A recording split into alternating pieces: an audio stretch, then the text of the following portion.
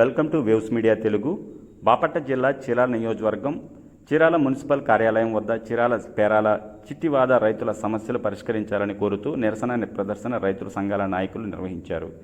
ఈ సందర్భంగా రైతు నాయకులు మీడియాతో మాట్లాడుతూ గత నెలలో సంభవించిన తుఫాను చిట్టివాద రైతులు ఘోరంగా నష్టపోయారని ఆవేదన వ్యక్తం చేశారు. డ్రైనేజీ కాలువలు పూడుకుపోవటం వలన తుఫాను సంభవించిన సమయంలో నీరు పోక తమ పొలాలన్నీ మునిగిపోయాయని ఆరోపించారు. 70,000 రూపాయల వరకు జరిగిన పంట నష్టాన్ని ప్రభుత్వం చెల్లించాలని, అలానే పంట కాలువలు బాగు చేయించాలని డిమాండ్ చేశారు. ఖర్చు పెట్టుకున్నాం. 10 ఎకరాలంటే దాదాపు 1,50,000 ఖర్చు పెట్టారు రైతు.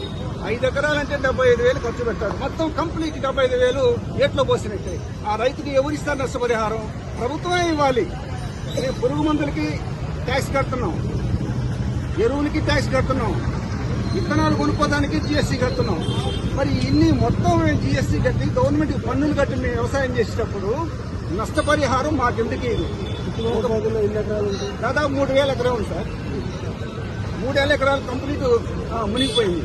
మాకు నష్టపరిహారం ఖచ్చితంగా అంటే ఎన్ని ఎకరాలు వస్తున్నారు, ఎన్ని ఎకరాలు కావాలి?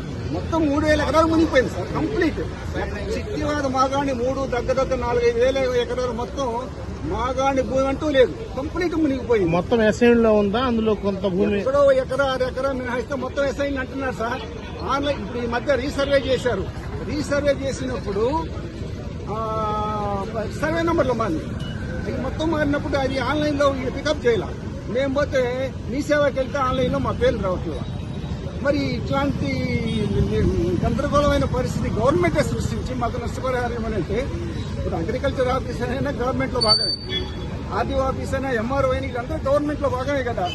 వాళ్ళే ఇబ్బందులు పెట్టి మమ్మల్ని ప్రధాన డిమాండ్స్ నెల్తా తుఫాన్లో నష్టపోయిన ప్రతి రైతుకి నష్టపరిహారం ఇవ్వాలి.